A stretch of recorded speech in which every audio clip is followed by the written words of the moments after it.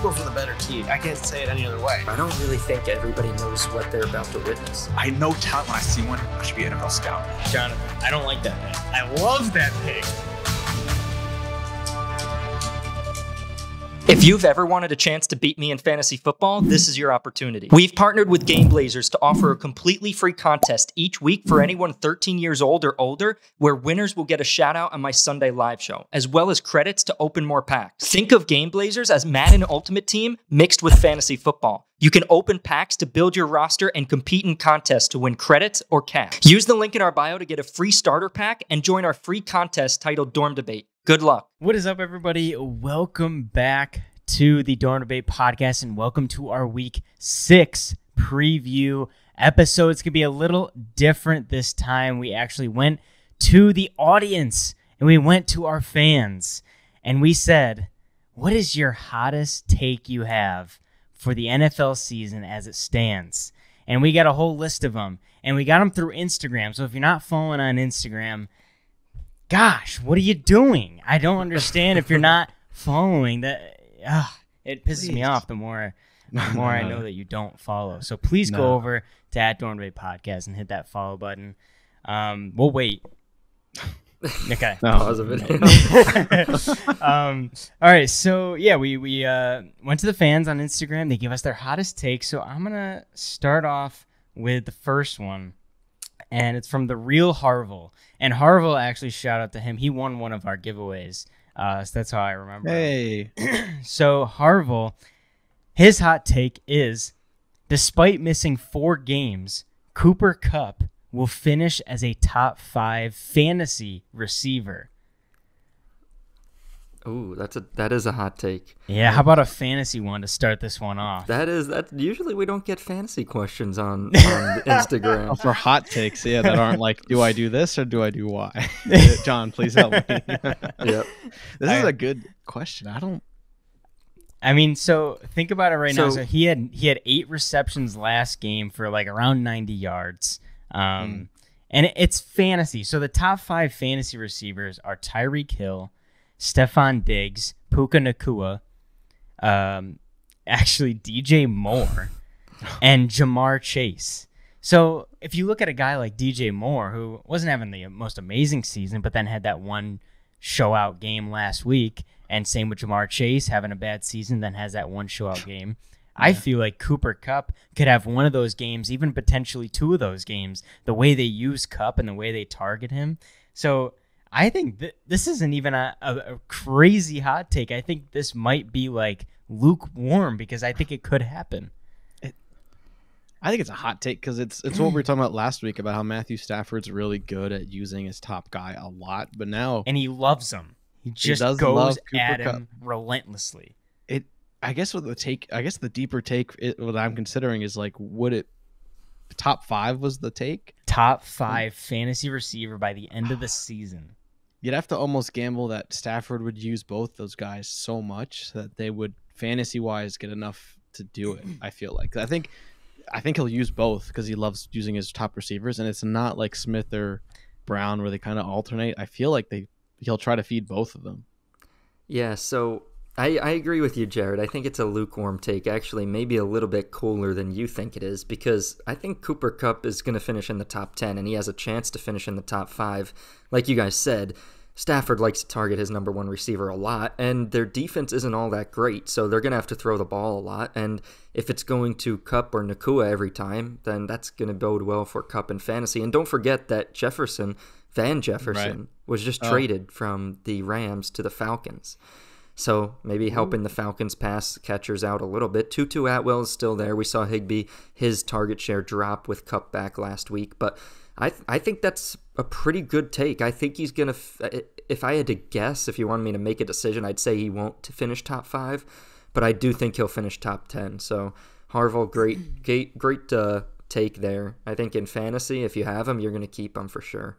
Well, then Justin Jefferson being on IR might, Well, think about it. DJ Moore is not going to stay there. Puka Nacua is not going to stay there. You don't think Puka? I mean, Puka's got 100 more fantasy points than Kupp. So you think Kupp will outscore him by 100 by the end of the year? He could, But don't forget, Keenan Allen's right on the verge of top 5. A.J. Brown, like, are they really going to slow down by 100 points? That's the tough part. I think don't you know. have to play injury. Kupp is going to have to outscore him by an average of 8 to 10 per game. It's also on Kupp, average. though.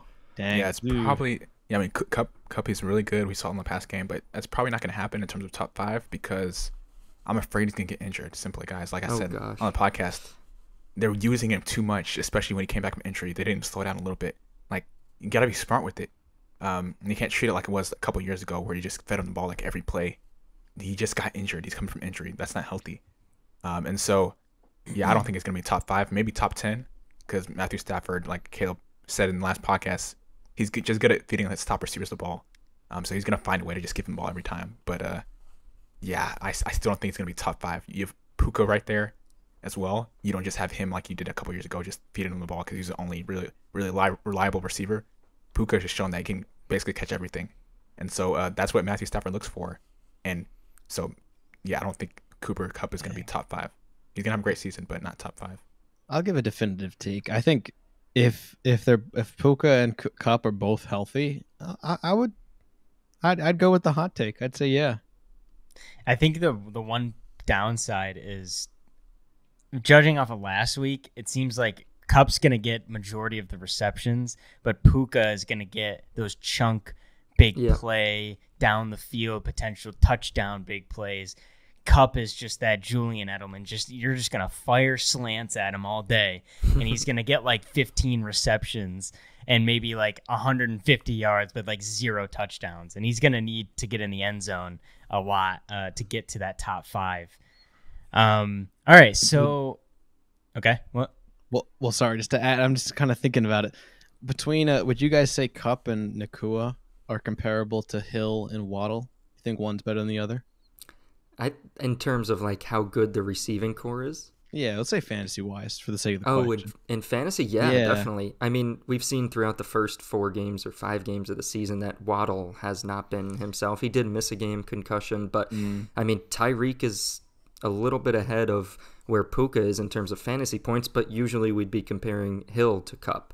Right. So I think it's a pretty good comparison. Both top-tier receivers, both teams have a decent run game, so I think those are two really good receiving cores. Yeah, I'd say Hill's probably higher than Kupp or Nakua, but both of those two together. That's why I'm going to go with the hot take, because I think he'll get more targets. I think people know Puka Nakua. They know his name. I didn't know his name when Jared first said it. I was like, what? Because you guys give nicknames to players a lot. Yeah. And I'm like, what is this going on in that apartment? I was like, no, but that's his name.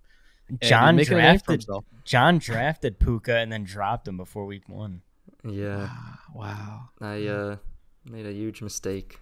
You saw something there. So I did, yeah. The Rams said they were going to use him a lot, and I was like, oh, let me draft him. And then the day before week 1, I'm like, they probably were just kidding. So many coaches just lie, honestly. Yeah. How much in the offseason, like, oh, he's going to be our number 1 guy. He's going to get 30 touches. And it's like, no, they're just, it's all deception. All right, our second hot take is from Charlie Spawn. And I love this one. I think this one might be the most spot-on thing on here. Kirk Cousins will get traded to the Jets before the trade. Oh, my gosh. And no, that's not going to happen. Let me tell you, the news of Justin Jefferson going on IR and them losing a crap ton of one-score games.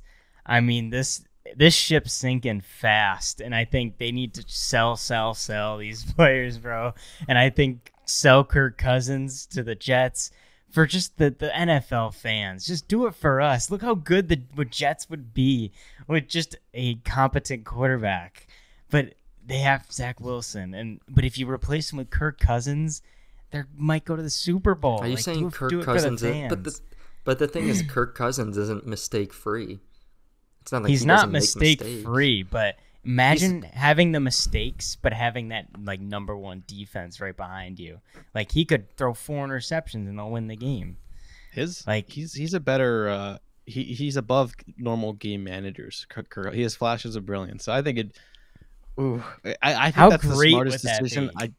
I think it's the smartest decision. I think it should happen. Will it happen? I don't know. As an NFL fan, we deserve a Jets playoff run at the very Jets least. We were robbed. They have so many primetime games too, and it's just like, oh, the Jets are playing another one. It's about team chemistry. Now it's not the time to bring Kirk Cousins. Keep Zach Wilson, like I've said. Yeah. Aaron Rodgers wants him there, and you want to piss off Aaron Rodgers for him to say something crazy like he's not coming back. He wants Zach Wilson there. He's there to mentor him and train him. He wants Zach Wilson because he knows he won't steal his job. Yeah, no. I think he believes in mentorship. He's just trying to mentor the guy. He's giving a lot of information. Zach's getting better. They beat the Broncos. Okay, but they won't make the playoffs. Mm-hmm. That's the bad thing. It's like however good he gets, it's not going to be good enough at the end of the day. But what are you going to have to trade to get Kirk Cousins? That's where the rubber meets the road. Seventh round pick. That's how the trades work these days. Except when the Bears traded for Claypool. I didn't even realize they gave him a first round pick for Claypool. How crazy is that? Yeah, that's ridiculous. That's stupid. And then they return Claypool to the Dolphins for a seventh round. That makes send him seventh round pick, whatever. It's not like Amazon returns. This would immediately. Yes. I think it's the smartest. But it won't happen. Well, because they'd have to give. I think the Vikings would know what position I think the Jets' position is weaker if they're looking to make a playoff run this year with Kirk. Because I think it'd be more possible with Kirk. Well, here's my question. The Vikings would ask too much, and they'd rather just what? Let's say you ship off Cousins, ship him off to the Jets, get some picks, whatever, and Jefferson's out 4 weeks. Let's just say you lose all 4 games and they're 1-8. You might as well just tank and try and get Caleb Williams. How much longer are you gonna have Kirk Cousins? Honestly, that's not a what if bad Jefferson? What if Jefferson's like, I'm gonna walk unless you get a new quarterback because I'm not dealing with Cousins anymore. Not saying that that's his stance, but I'm saying he could say that and just walk. Like, if there's anything to keep Justin Jefferson there, it's getting Caleb Williams. And Jonathan knows how good Caleb Williams is. He's probably the future of this league, and could potentially be like an incentive for Justin Jefferson to be like, yeah, I'll stay at this poverty franchise a couple more years. I'll sign a long-term deal. We'll see how Caleb Williams turns out. I like something new. But if Kirk Cousins is there, is there that much incentive to come back? Not really. That's a big if they get him, though. Right, you'd have to be confident that you could trade Cousins for like maybe a third-round pick, and then you're going to have to trade like 2 firsts, the third round, maybe another second round just to get that first pick from whoever it is. Which you could do, but you're going to have to be confident in that. Because I think the Vikings will. So, wait, Jared, do you think this trade will happen? I think it should happen. I think it should, but I don't think it will. I'm speaking it into existence. It will happen. I mean, let's look at the Vikings next game. They play the Bears, which a lot of people are picking the Bears to upset them. So let's say they lose that game, then they play the Niners. They lose that game. Then they play in Lambeau against the Packers. That's a loss. Then they play in Atlanta. Desmond Ritter at home. That's a loss. And then and then he comes back. Jefferson supposedly comes back for the Saints game in Minnesota. That's a loss. And then they play at Denver. That's a loss. Okay, so they're going 1-10. I'm just kidding, but they won't lose to Denver. But so potentially when he comes back, they'll be 1-8.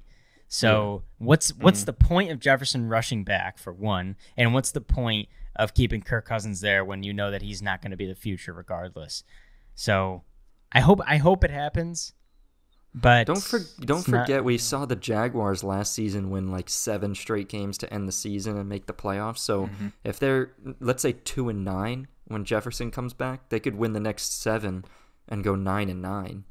Not saying that they could definitely make the playoffs as a wild card in the NFC going 9-9. It's possible. They play the Lions twice. I don't think it's happening. Yeah, but anything can happen. You don't sit Jefferson for the rest of the year, and he wouldn't do that. He's not gonna. Jefferson's a competitor. He's not gonna be like, yeah, we probably won't make the playoffs. I'll just chill on my couch. No, he wants to play. Maybe. Jonathan, help me out here. Yeah, no, he does want to play. But you have Jordan Addison there as well. It's Jordan Addison time. He's pretty reliable. Addison Wonderland. Addison Wonderland. Exactly. So it's not over. In that division, nobody's like, the Lions are okay. They're decent, but nobody stands out. Yeah, they're number one. They're okay. But there's an opportunity. They have the Bears in there. Okay, we know they suck. I mean, they won that one game, but they suck. They have the Packers. So it's definitely, winnable. It's not over at all. And so yeah, Jefferson, when he comes back, he's gonna want to push his team to make the playoffs. But again, use Addison. He should be the number one guy now. Feed him the ball. He's pretty reliable. I'm still high on Kirk Cousins. I think he's a pretty decent quarterback. You want Addison because he's on your fantasy team. No. I know talent when I see one. This guy's good. Believe me. I guess if you're reliable. The Vikings, it's how much you want to, how risk averse the organization is. Because I think Kirk is good. I don't think he's a chump, but yeah, there's a lot of risk if they choose to send him to the Jets. Not like for competition, but like you're saying a lot as an organization because their backup, I think, is Nick Mullins. I think. Mm-hmm. So they'd have to gamble on either him being the guy or like finding someone else at some point. Yeah. So to our third hot take. This guy's got a great name. His name's Jared, but with an E. Don't like that. It is that Jonathan, you're not gonna like this. The Detroit Lions are the best all-around team. That's the hot take. What? Wait, he's a Detroit. Wait, hold on. In the NFL? No. That is it. He must have misspelled. His phone must have died at that moment. In the NFC, in the division. Because I can't accept, unless he's from Detroit, I can't accept that that's the real question. No way. From Detroit. The most well-rounded team? All around. All around. Oh boy. Has he watched any 49ers games? Thank you for the submission. Or Eagles? Jared. Other Jared. Or Cowboys. We appreciate it. No, they're a good team, but I mean, most well-rounded. Well, if we're gonna say this, what would be some other teams? I mean, Chiefs, now that Chris Jones is playing. 49ers. Eagles, 49ers, Cowboys. Cowboys, not the quarterback position. I'd put them with the Bills. They're a good team, but I'd compare them to the Bills. Like they could have moments of real greatness, but I wouldn't say the Bills are the most well-rounded. But like the Dolphins are not well. Dolphins are so high on offense that it's like their defense is terrible. Yeah. That's the problem with the Lions is their defense. Their offense scores points all day. It's tough to stop them. The defense has improved, but I wouldn't say the most well-rounded. But they are, as far as teams go, they are pretty well-rounded. Yeah, I think they get streaky. Like if the defense they'll get streaky and have great games. But I mean, it's like when they are in clutch situations, it seems like the defense does show up. They did lose to the Seahawks in overtime, but like sometimes the ball back that game against the Chiefs, they show up, show out. Game in Lambeau, they show up, show out. Like for some reason, like when the lights shine brightest, the defense specifically shows up every single time. And then this offense, we already know, just is usually flowing pretty easily with Jared Goff and everybody else. Even without Amon-Ra, they still win games. But I think this was my sleeper Super Bowl team, and right now they look like it's going to be an easy coast to the division. Like I don't see any team in that division, especially now with Justin Jefferson leaving. Right. Like it's theirs for the taking. They are in the perfect spot right now. It would only be in Detroit Lions fashion to like lose 7 straight games and screw up this best spot. But for right now, there really is no huge weakness. They are either average or above average at nearly every section of football. Like they're an above average defense. They have an above average quarterback.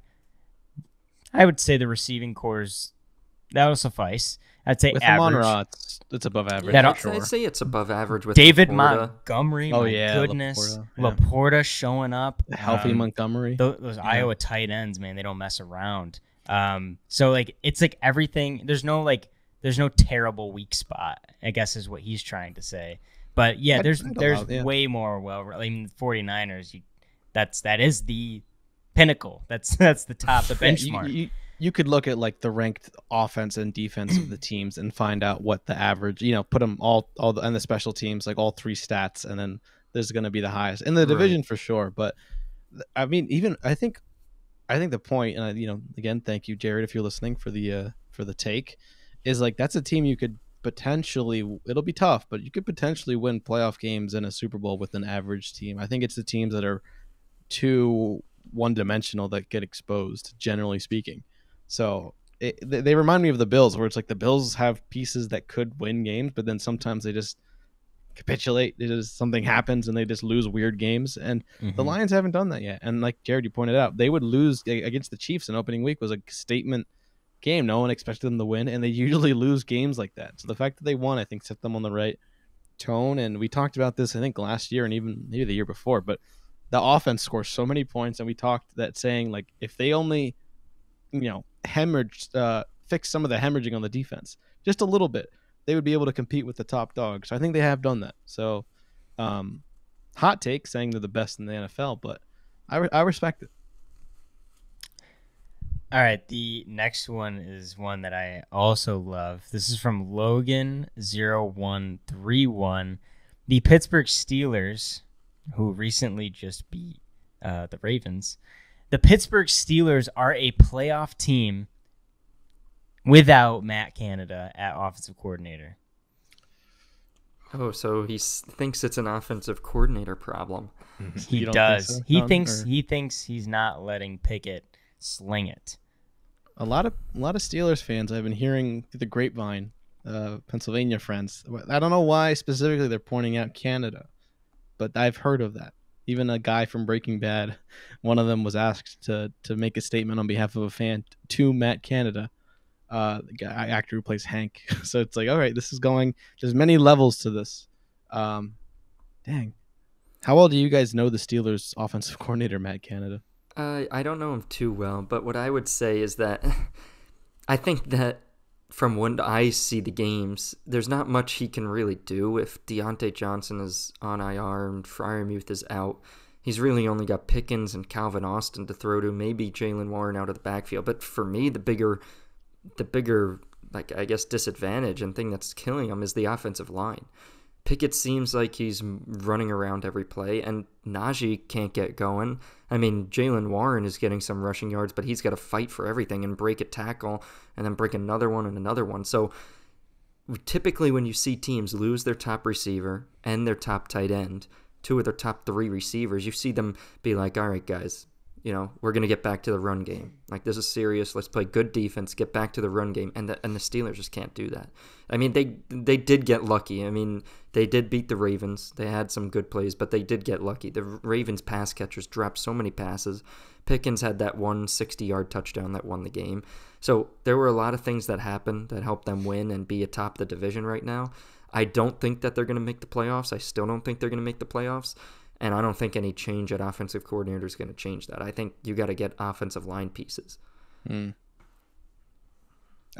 If the question's a playoff team, could they statistically make it with the way they are now? I'd say they'll be in consideration.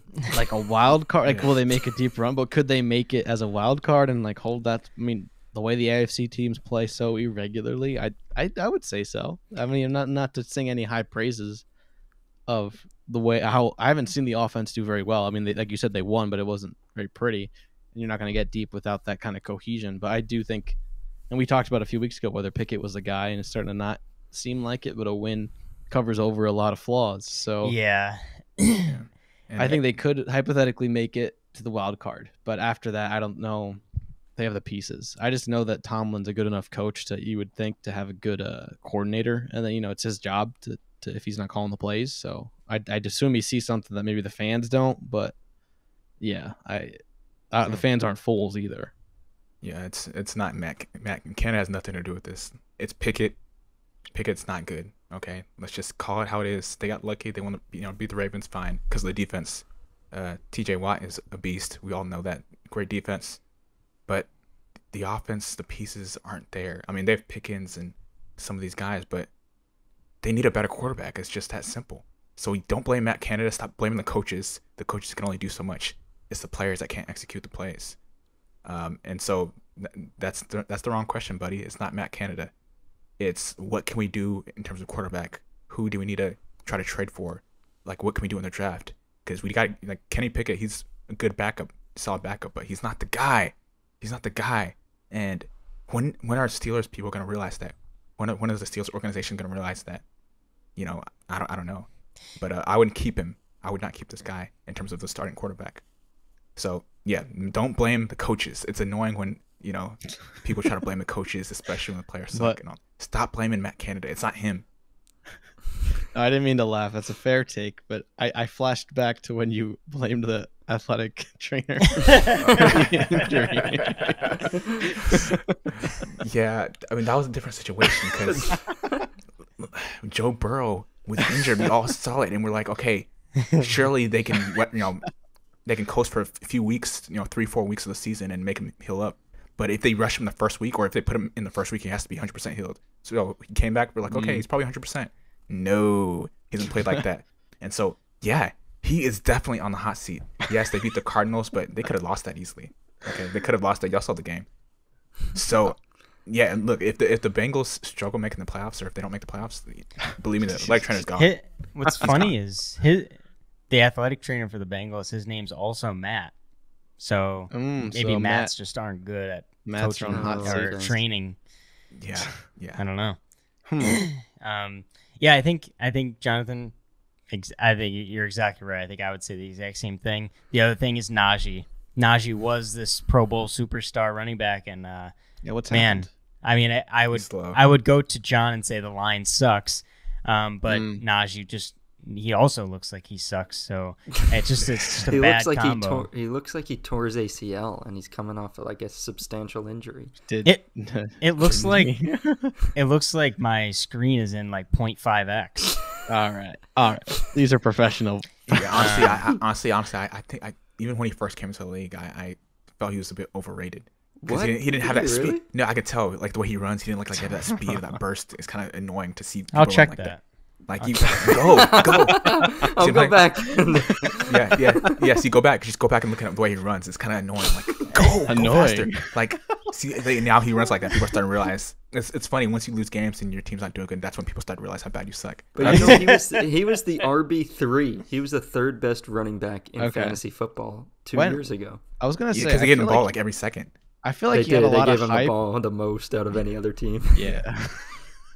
Yeah, context is key. I do definitely feel a little bit. I wouldn't go as hard against him the way Jonathan has, but it's like for how much hype it was 2 years ago, a year ago. It's not. Is he anyone's first round fantasy pick if it's not a deep for your running back? I don't know. Yeah, I don't think he's just that way. Not yet. He fell pretty far in a lot of in both of my drafts that I had. Right. And I was like, oh, this is easy. I mean, at worst, he'll just be touchdown dependent. Right. But they could barely get to the 1 yard line. They can't even get to the freaking red zone. And going back to Pickett, before we go on to the next one, I kind of agree with what Jonathan's saying. Is like a win covers over a lot. If they keep winning, that'll definitely help his confidence. Because I think that's the hardest thing. But right now, I feel like Pickett's destiny. Would he not change his fate? It's reminds me a bit of Gardner Minshew. Like he's got something special. But, unless he starts winning or establish himself confidently, it reminds me a little bit of that. Like when he's a solid backup that can take risks. That's kind of what you want if you want to contend. It almost reminds me of like a Darnold because Minshew, I don't know when he was picked because Pickett was picked in the first round as the franchise guy from University of Pittsburgh. So he's kind of hometown guy. The fans love him and everything. But Darnold, when we saw him, we were like, oh, wow, we think this guy's good. And then he started to play, and we don't see anything special. It's just like, okay, how long are we gonna go like this till we do call you a backup, Yeah, Minshew's more. Yeah, that's fair. That's actually a better comparison with Darnold because Minshew feels a little bit like Fitzpatrick, in his Fitzmagic era. Yeah. Like there is that chance with Minshew. The third, or no, we're in the fourth or fifth. From Beckett Nahar. Hey. And this is gonna cut deep for one of you. Jalen Hurts would not be a top 10 quarterback on a different team. That is the hot take. Yeah, as a Cowboys fan, top 10. Okay, I can let Caleb. He wouldn't be a top 10 quarterback on a different Jonathan, team. I want to hear what you said, John. As a Cowboys fan, I'm just gonna be honest. Even though I'm a Cowboys fan, I doubt that he would still be the top 10 quarterback. Really? He would. I mean, he's developed so much over the past couple of years. Ever since college, he used to just run a lot. Not be able to throw the ball well, but he's just grown so much in the game, and you can tell he's put in the work in the offseason. He's not just having fun on vacation and stuff. He means business. And so he's a great quarterback for the Eagles franchise because he's not one of those guys that just parties and is trying to have fun. No, he means business every day, every practice, and throughout the offseason. You don't hear any crazy news about him and stuff during the offseason. No, he means business, and that you can tell he's put in the work. And so I think on any team in the NFL, whether it be the Cowboys or whoever, if he was slotted in there, I think his spirit would help lead that team to victory. His leadership, right? Intangibles. Intangibles. Yeah, he has great leadership skills. People look to him, and it's kind of like Michael Jordan, right? That's why his teams were good. Because if you see the leader, really serious about it, really wanting it, then that's gonna sort of push you to do better. Kind of like Tom Brady. That's why he's won multiple Super Bowls. That's what it takes. You need that leadership, and he has those intangible skills that many quarterbacks in the league don't have. They're just trying to make it through. They're just trying to win the starting job. But Hurts knows he's good. He knows he's improving. He knows he's getting better. He knows what he has to offer, and he's just himself. And so, yeah, he would definitely be a top 10 quarterback on any team. Good for you, Jonathan. Yeah, good for respect. you. Respect. I'd agree. I mean, I think it's definitely it's too diminishing. Like you give him weapons, and then it's like, oh, he's using his weapons too much. I definitely matured in his reading the game slowing down for him. Like there's been some overthrown passes and things like that, but like in terms of being able to see the opportunities and being part of the balance team, I think there's like journeyman quarterbacks, there's game managers, and there's like the upper echelon. And to say he won't be the top third because there's 32 teams, like he would definitely be there anywhere. I think you'd be hard pressed to say like a guy like, and not to throw him on the bus, but like a guy like Garoppolo, Goff, like these are teams that I think Goff's a good quarterback on the Lions, but you can't put him anywhere versus like a guy, I think of like Lamar Jackson. If you're saying Hurts runs too much, you put him anywhere, that opens up the offense in so many ways and what you can call plays versus the kind of game manager pocket presence where the offensive have to be around that style. A running style you can't depend on too much, which is what I think Jonathan pointed out, like, and Lamar's improved as well too, just to compare those two guys in the passing game. So it's like seeing Hurts still be able to use his legs the way Mahomes uses his legs a lot. Not, people always say this like a caveat, but he's so good throwing, but he's smart when to run to keep the defenses having to pull people. Did that against the Eagles for the game winner. Yep. And but Hurts is no longer taking big hits, kind of taking smart like slides. So I think he definitely would. I think of a guy like, I like Brock Purdy, but that would be interesting to see him on another team. Exactly. Because that's a very quarterback friendly team. But I'm not with Jonathan or Jared where I'm like hating on him either. But like there's enough of a body of work with Hurts that I think we could confidently say be at least top 10. You'd say it's 20 other guys that would be better than him, or whatever. Yeah, I agree. I think he would probably be top 10. It's so tough. We always say this, that it's tough to compare these quarterbacks because of the situation they're in. We've seen Hurts with one of the best offensive lines in football for his whole career. He's always had a good run game. He's had Devonta Smith, Goddard, getting A.J. Brown last year helps a lot too. So, but I agree with you guys. He's a great leader. He wants to win, and leads the team in the right ways. So I think that maybe in year one, he might not be top 10 statistically, but I think we can all agree that he would be a good leader for whatever team he went to. I mean, you think about putting him on like the Steelers. I think on the Steelers he could be a top 10 quarterback even with a bad offensive line. I mean, he could make it work. And like Jonathan said, people will want to be on the team with him. So I think he's a great quarterback. I think his most impressive quality is how he pulls these stellar quotes out of his ass.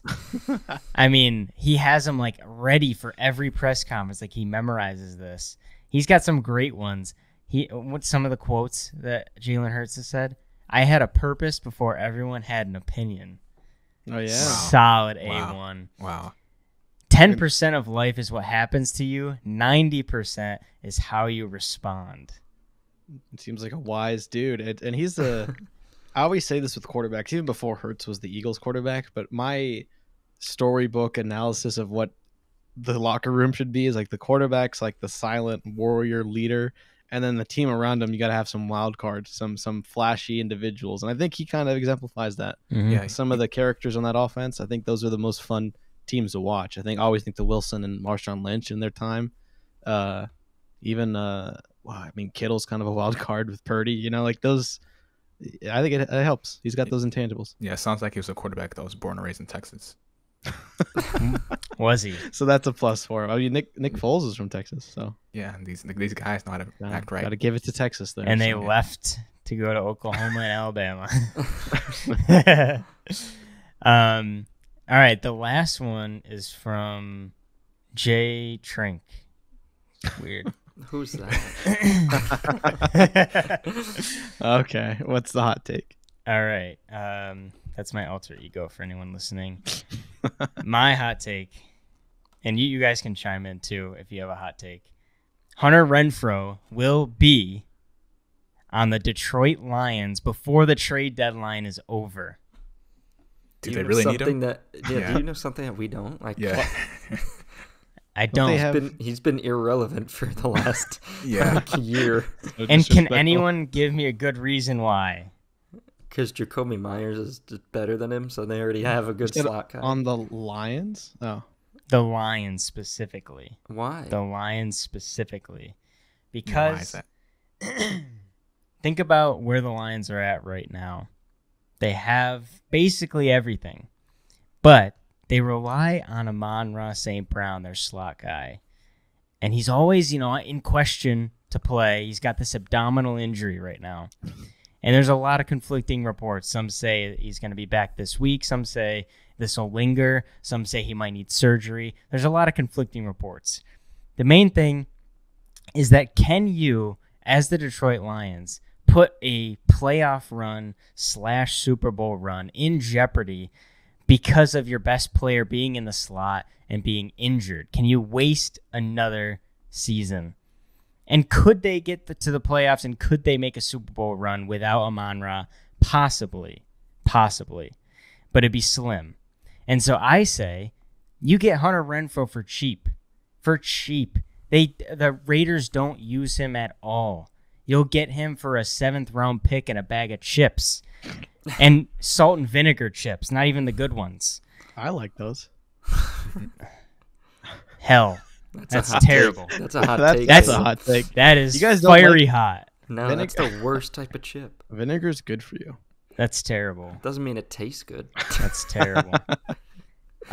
This guy, before Devontae even got there, this guy was top 10 in touchdowns and receptions, top 20 in yards. His target to reception ratio, he was targeted 128 times, and he received them 103 times, which is an 80% catch rate, which was better than anybody in that year in the top 10. That's Cooper Kupp, that's Devontae Adams, that's Justin Jefferson. Way better catch rate than all of them. Why the Detroit Lions? I say because Amon-Ra dealing with that abdominal injury. So you have Hunter Renfrow. You get him. Let's say Amon-Ra's fine for the next couple weeks, 3 weeks, 4 weeks. But then it starts to linger again. He can't play. Or maybe you want to save him for the playoffs. Let's get him fully healthy for the playoffs.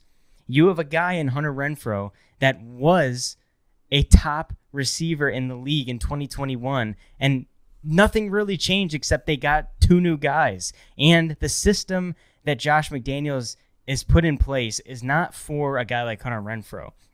The routes that he is on are all deep routes. They don't use him like a slot guy, like a short intermediate routes guy. They have him going on straight vertical routes. That's not what he does. So that's why they use guys like Jacoby Myers and everybody else. You need to use Hunter Renfrow for what he's good at, and that's route running. He is one of the top route runners in the league. So you get him on the Lions. You have him behind Amon-Ra. If Amon-Ra gets injured, you have a top guy to fill in that slot and do what Hunter Renfrow does. You're not asking him to do anything more. You got deep guys in Marvin Jones, Reynolds, what's the other guy? Raymond. Like, they got the deep guys just fine. Jameson Williams is coming back. Yep. That's going to be a deep guy. So get your slot secured, because if Amon-Ra gets hurt and he can't play for an extended period of time and you start losing games up into the playoffs, or maybe you can't sit him because he's not making, or you can't sit him because you have to play him or whatever, you have a top guy and you're going to get him for cheap. And the guy is just rotting on the Raiders. Josh McDaniels doesn't know how to use him. It's so frustrating.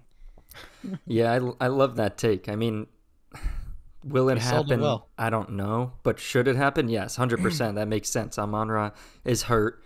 So they don't know if he's going to play week in and week out. Like you said, they have those out wide guys. And Renfrow, like you said, he's a good receiver when they use him. I mean, we saw him last year. I mean, last year he was kind of hurt, but the year before he was a great receiver. All those inside routes, by the goal line, he was a touchdown specialist. So I really like that. I'm going to give my hot take of my own, and it might not be that hot. I'm actually curious to see what you guys think of it, but the 49ers, the San Francisco 49ers, will finish the season undefeated, and we will have an undefeated team going into the playoffs. And be careful, because they might win the Super Bowl and go undefeated. We might have an undefeated team for the first time in a long time.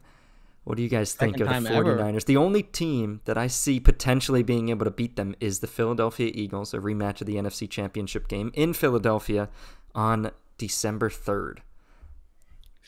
That's why you wanted to see that game. Yep. See the San Francisco. That's a hot take. Interesting. That is take. That's boiling hot. It only happened once in NFL history with the Dolphins. To finish the deal, because the New England Patriots, thankfully, Eli Manning, Thankfully. Thank goodness. Thankfully. I would never hear the end of it. Yeah. In today's day and age, today's NFL, that's not going to happen. There's just too much talent in the NFL for that to happen.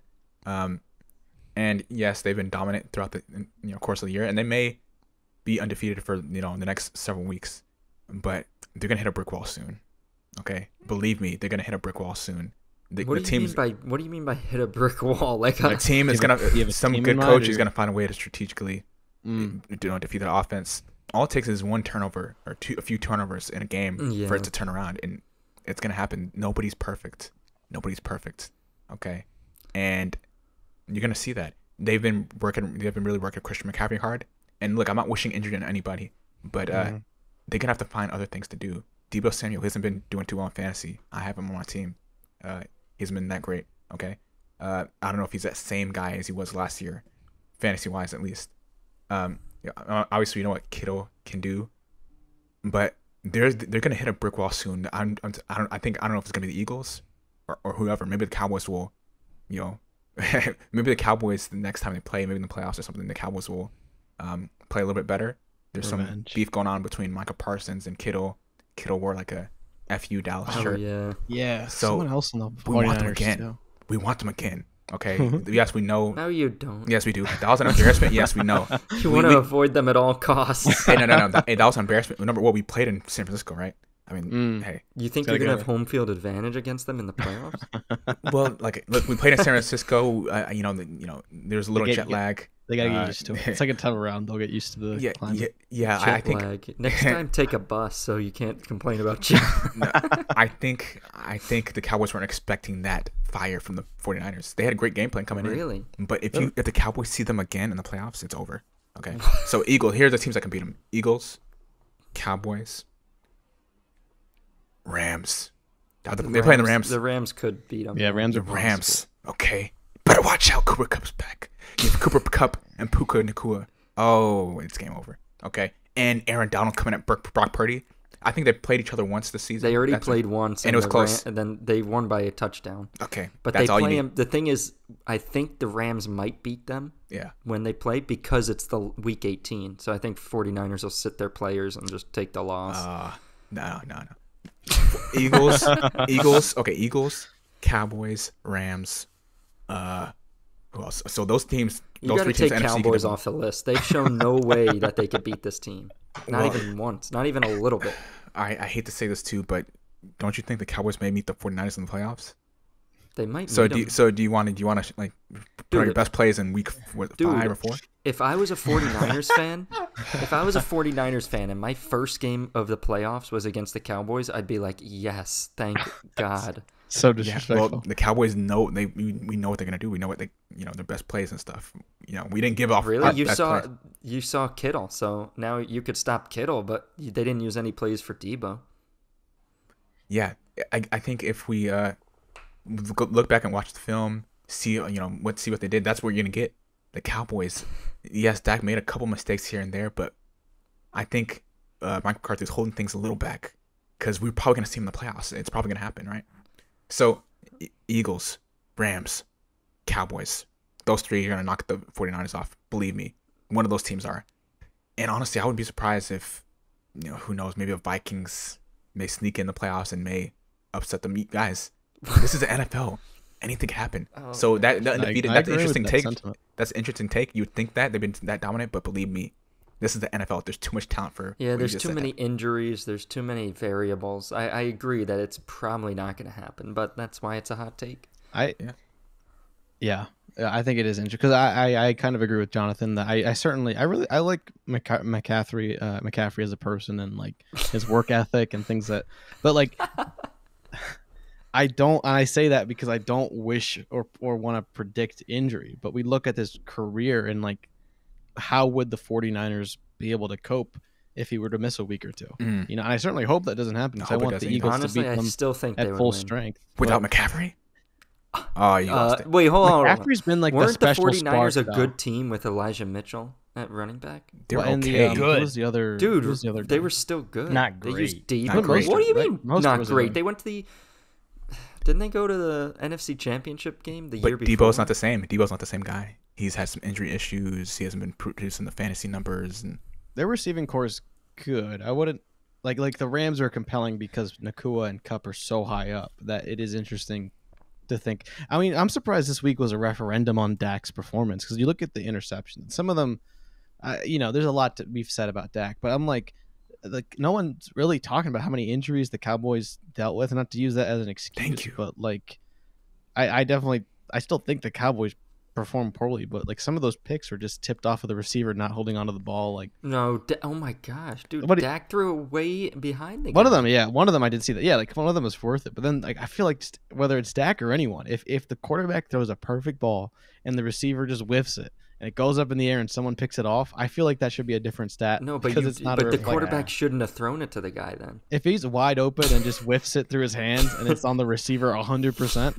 that should not be a stat on the quarterback. But if he put it in a different area, it might not have tipped up. Oh. It's not perfect. Do we have a hot take from you, Caleb? Anything you want to get off your chest? Not. I didn't come in here prepared for that. Carson Wentz needs to be back in the NFL. Ooh. I don't really have a hot take. I can't. If I think of one in the next second, I'll let you know. But I can't think of any. Jonathan? How about any hot take? Here's one that Jonathan will like. Someone, TJ13 Swag said the Cowboys would have many Super Bowls if not for the ownership and coaching. Caleb, you've said that a lot. For the coaching, yes. The ownership.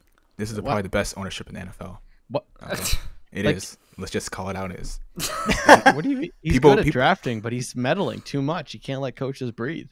Yeah, I mean, a lot of people see him as like he's like the second commissioner, right? You have Roger Goodell, but everybody. If you think about NFL ownership and like NFL, his person in charge of the NFL, literally assembling the league as we know it. Jerry Jones was like a big player in merge. I think in the merger, going back to the history of the NFL, it is as an Eagles fan, you got to give credit to the history of the game and Jerry Jones' part in it.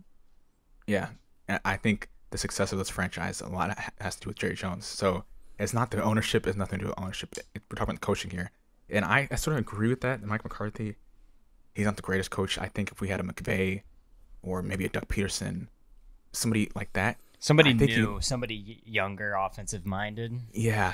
I think you would see difference. I think that those type of coaches make a huge difference on a team. Shanahan, 49ers. I mean, 49ers are good, great talent, but let's be honest, he's a pretty good coach because of his dad probably. But like that coaching tree, when Shanahan, McVay, they're all on the same team. They're on the Redskins or Dolphins. It was the Redskins at the time, right? Too, right? Mm-hmm. Yeah, it was the Redskins. There was Browns. my gosh. It's Andy Reid-esque. How many? Daniels, LaFleur. His style and gameplay is really innovative. So you got to give it. I think Shanahan's been waiting for like a proper. I don't want to say proper, but like the guy quarterback. And if it's Brock Purdy, then that team's going to be it. If the body of work keeps growing for Purdy and he keeps winning against tough defenses, and you take away pieces, he still wins. And I think Shanahan and him will be very dangerous in the years to come. Yeah. I do have a hot take whenever. Yeah, so I think it's coaching, yes, coaching, but not the ownership. This is probably the best ownership the NFL has to offer. Okay. Caleb? My hot take is do not ban the brotherly shove, the tush push, the cheek sneak. That it does not get banned or does? Don't ban it. Yeah, I think it's dumb. You're just to ban asking. This is a request. I think it's a hot no because people are like, oh, I'm not. We don't have the authority to move Roger Goodell's heart in a way or the other. But I say if you ban it, then ban the QB sneak and the QB kneel, and then we're square. Ooh, imagine because no one complained for years down. how perfect I mean give it credit. I hate Brady, but give him credit for how much he perfected the QB sneak and how borderline unstoppable it was. But no one's complaining about that, and it's not exclusive to the Eagles. And I think if you're talking about it unfair, then hey, at least make teams instead of kneeling the ball. At least in Madden etiquette, run it. Ban the QB kneel, and then we're square. I think the bigger issue is that people are getting hurt. So the NFL was investigating the Giants players that got hurt on it. That was a strategy. Of course, the Giants would fuck it up. I know the Giants. So many other teams have done it and not gotten anyone hurt. But the thing is, I think the Eagles, it's going to get to the point, unfortunately, I hate to say it, but there's going to be teams that get so pissed off at it. Like, I'm talking about later in the season where they're going to start to target Hurts in the head or somebody in the head and just like take a running start and run into these guys in the head as they're like trying to get forward. So they got to be careful. I mean, somebody on the Eagles will get hurt.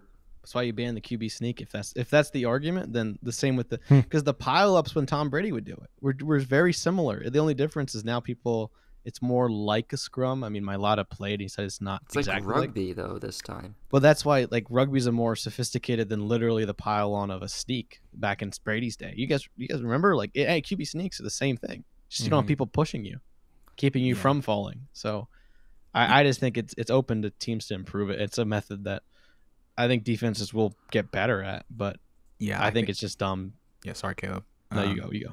Yeah, that's a hot take. It does get me heated now that I think about it. Yeah, Eagles have done so well in it that I think they know how to do it really well. They know how to do the best. But like we said, like the Chargers, Giants, they tried it recently. I think if teams get comfortable with it or teams get better at it, then I think it's probably going to eventually get impossible to stop from a defense perspective, right? Because what can you do? There's nothing you can really do. If the team gets good at it and they actually know how to do it, like the Eagles, then I mean it's kind of not fair. Like we remember the Super Bowl, I was kind of annoying when they kept on doing it. I was like, okay, come on. What do you mean? Get better, improve instead of taking away plays, improve defenses. Yeah, until another team can perfect it, you can't. It's gonna happen. I mean, a lot of teams are. Yeah, it's gonna happen eventually. Yeah, I don't think everybody's gonna get at it, and it's gonna be like, okay, like this is kind of I think it's a play accessible to everyone, and teams have chosen not to invest the way the Eagles have. Yeah, in quarterbacks that can lift 600 pounds, or we talked about literally that Patriots play where the guy's running at the snapper. At the start, like that's arguably much more dangerous, but no one's talking about it.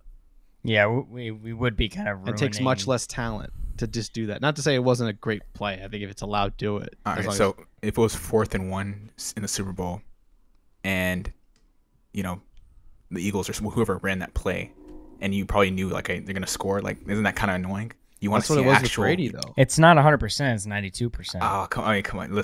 Brady's numbers with the QB sneak alone were like 80, 90%, something like that. Yeah. It was ridiculous. I mean, because he's got that pocket presence. We talked about this last podcast. But the thing is, like, It's almost like what Just 'cause it Jonathan's looks saying different. is, let's say the Eagles have like first and goal at the 10, or let's say they're at the 20-yard line of the opponent, and the opponent team gets flagged for pass interference in the end zone. Okay, like if AJ Brown's going to the end zone for a catch and the guy like interferes with him, like, and it's a questionable call, well, you just gave the Eagles a touchdown because they're going to get in if you give them the 1-yard line. Yeah. They'll do it 4 times if they have to. Well, So that's what it's kind of like. Oh, well, there goes But that. what's the touchdown. difference with that and like Derrick Henry just like running it in, being like, oh, we can't stop Derrick Henry? No, You that's go the goal line difference. Is that formation. Derrick Henry is less than 90% chance. You go goal line formation. It's available to both teams. The punishment goes both ways. You know, any team the Eagles play, they give up interference in the end zone.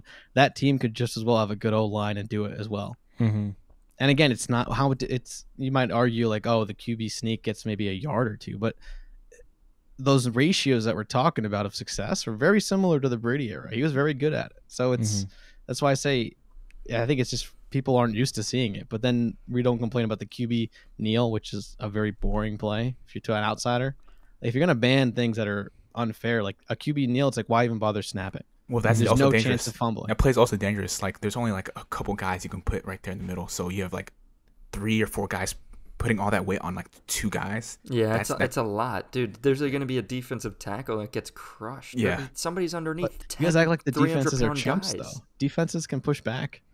Yeah, Somebody, but somebody's going to get seriously like hurt. Exactly. no, That's what somebody in the no. comments said. They said There's they're not not going to ban it enough until somebody kinetic gets energy. really injured. This They're is going to really wait. just strength. It's not like 2 people running full speed at each other. You're talking gonna about like a wait. stance. No, This he's is like talking about Oklahoma. like 5 300-pound guys on top of you. Yeah. This is like I don't know if Oklahoma anybody drill. can handle that. Yeah. You'll only get hurt if you do it wrong. It's for professionals only. So Giants. It says a lot Don't that the do it. Giants are the first instance. After, 5 weeks into the league, how many other teams have done it and repeatedly tried and succeeded in many cases? And the Giants, 5 weeks into the first ones to try and have an injury. That's not enough an argument to say injuries typical are Giants to be like, hey, I get that's working. Let's give it a shot. All right, DJ, go run it. All right, never do that again. Never do it again. Like, I don't know why people fixate so much. Because like what Aaron Rodgers tears his ACL on artificial field, and people, the NFL's not. They don't seem to be as posed to crap. get rid of artificial field. Did you see what the Artificial turf, Bills? excuse me. Did you see what the Bills defenders said about the game? Because we saw like a lot of Bills players get hurt in Tottenham What'd they Stadium. say? They were like, "Wow, we come all the way to London to play on effing concrete." Wow. Oh, Now they're gonna blame- yeah. That sucks. Now they're gonna blame the concrete. Interesting. They got to play. We didn't talk about it, but the Jaguars outplayed Yes, the Bills. the Jaguars. we already taled about it. What are you talking about? Oh, I did? Okay. Well, did. We did. The hot takes bring things out of us. I didn't think I'd actually get emotional this morning. I love it. All right, let's move on to lock and upset segment. No change in the standings. Caleb's 8-2. John is 7-3. Jonathan is 6-4, and I am 4-6. sorry. What? Last thing. Listen, I just want to get this out there. The hot take I have: Dolphins are gonna win the AFC East. Simple. Oh, come on. Oh yeah, you have that as a HN is out, you know. Yeah, but there's Mommy, most they're gonna be. The Bills aren't gonna win it. That's my point. Oh, come on. That's more your hot take. That's not a the- boiling take. Yeah, that's boiling. I, I like that though. I like because you originally had the Jets winning, but now that Rodgers is out, so yeah. now you had the Dolphins second. Yeah. So that kind of Once the Dolphins go out, he'll be on the Patriots train. Oh no. Oh yeah, Patriots are in trouble. Dolphins do Achan lead right now. Achan's out. He's probably going to be out for A month. No, well, it's yeah, maybe. Mostert time, right? Mostert. Mostert. Catch up in Mostert. All right, so my lock Okay. is that's coincidentally Dolphins over Panthers minus 13.5. Oh, wow. That's an easy one. Yeah. Jonathan, what is your lock? My lock. Wait, sorry, you said the standings. So am I still in third? Yeah. Yep. What? You went 1-1. Oh, You said man. it so formally too. Okay. Well, Pardon me. wait. Sorry. You picked what, Jared? Dolphins over Ah, Panthers. dang it. Okay. There's only one other pairing Okay. that's bigger than that. Okay. though, I'm gonna say Rams over Cardinals. Okay. Thanks for leaving me with the Chiefs over Broncos. What's the The right- line?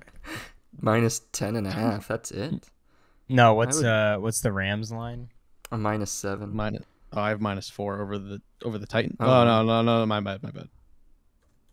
Actually, I didn't list it on my list. Oh, okay. The Rams are favorites over who? The Cardinals. Cardinals. Yep. Oh yeah, that's an easy one. I don't know So why. there's one game left at double-digit favorites. Oh, okay. I kind of want to go for. Wait, so John, you picked right? You got the Yes, Chiefs. I picked Chiefs. Sorry, I'm not used to having the last pick. Dang, it's between the. You've had it Bills, every Eagles, and week, 49ers. Caleb. I don't. I'm gonna go with my lock being the 49ers over the Browns. Oh gosh, that's easy. -5.5. I can't believe that's only 5.5. I know. It's. Yeah, I was trying to get the lines here. Okay, so upset. I'm actually, forgot my hat.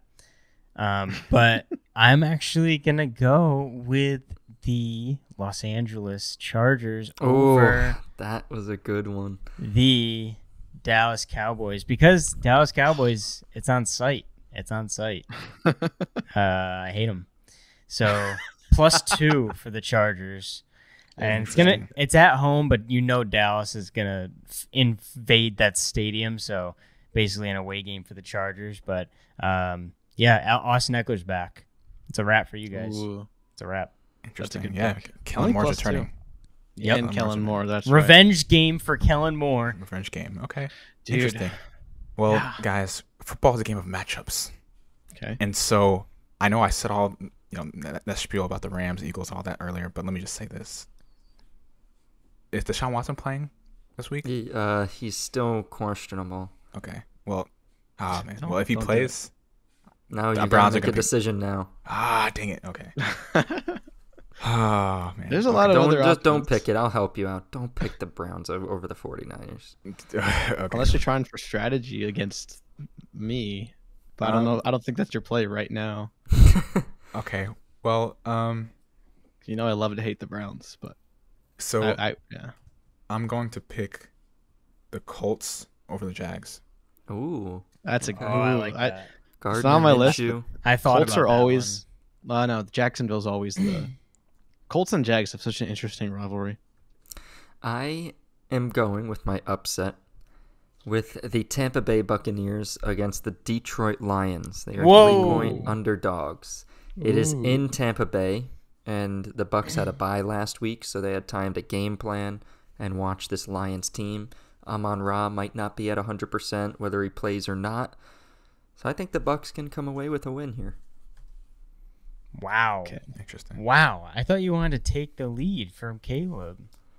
You gotta be. Serious. I like Caleb being first. He's very happy Stop. this way.